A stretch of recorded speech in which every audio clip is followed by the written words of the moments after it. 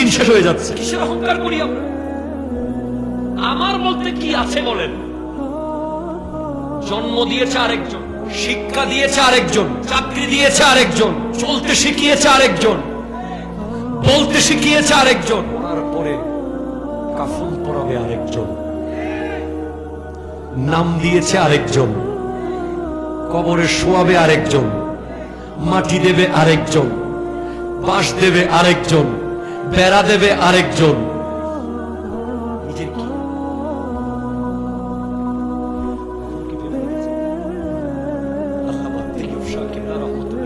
তিনি বলতেন, কারো দিকে যখন তুমি একটা আঙ্গুল দেখাবে তখন মনে রাখবে তিনটা আঙ্গুল তোমার দিকে আছে। আমরা আরেকজনের ব্যাপার নিয়ে, আরেকজনের জায়গা, আরেকজনের জমি, আরেকজনের দেওয়া ক্ষমতা, এটা নিয়ে যে বাহাদুরি করি, আজকের দিনে আমাদের চোখ অন্ধ হয়ে গেছে অহংকারে অহংকারে। আমি অমুক, আমি সমুক, আমি এই, আমি সেই। অথচ স্পষ্ট মনে রাখতে হবে, আমি এসেছি একটা ফোঁটা থেকে, আবার চলে যাব সেই মাটির ভিতরে। ঠিক কিনা কথা বলেন?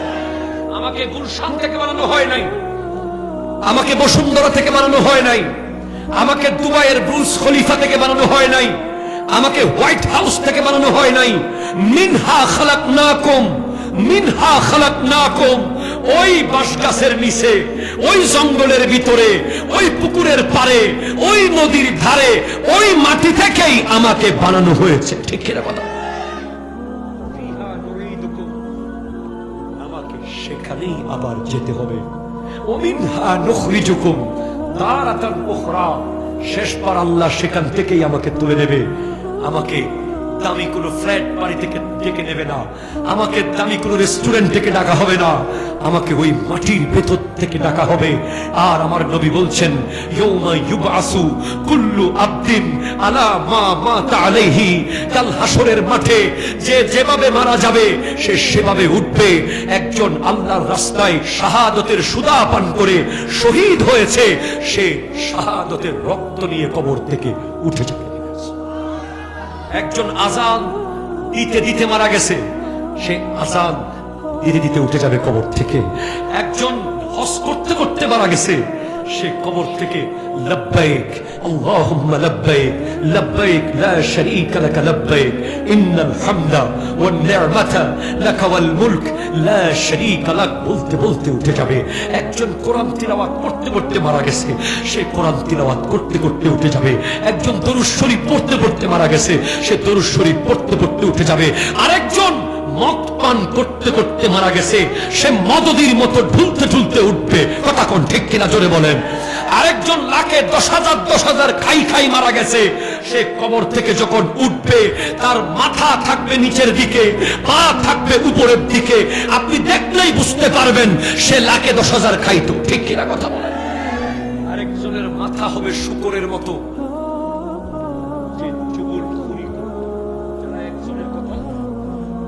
আর একজনকে লাগায় এদিকের কথা ওদিকে দেয়, ওইদিকেও ঠিক এদিকেও ঠিক রাখে। এই লোকের মাথা হবে শুকরের মতো। টাকা ব্যাংকে জমায়, মসজিদে দেয় না। মসজিদের ক্যাশিয়ারের জুতার তলা শেষ, ওই 500 টাকার জন্য 5,000 বাজাইতে হইছে। আর ওইদিকে ওয়াইফাই এর বিল বরাবর, টেলিভিশনের ডিশের বিল বরাবর। এমনি মসজিদে যাইয়া হুরুস্তুল অর্ডার দিব, এই লাইট এমন কেন, ওই ফ্যান এমন কেন। কিন্তু মসজিদের জন্য টাকা চাইতে গেলে আসি তো, অথচ ব্যাংকে টাকা পড়ে আছে। ঠিক কিনা কথা বলেন? আপনি দেখবেন কিয়ামতের মাঠে ড্রাইভার যাচ্ছে জান্নাতে, মালিক দাঁড়ায় আছে বহু দূরে। কিরে, তুই না আমার ড্রাইভার ছিলি, তুই কেমনে বেহেশতে যাইতেছস?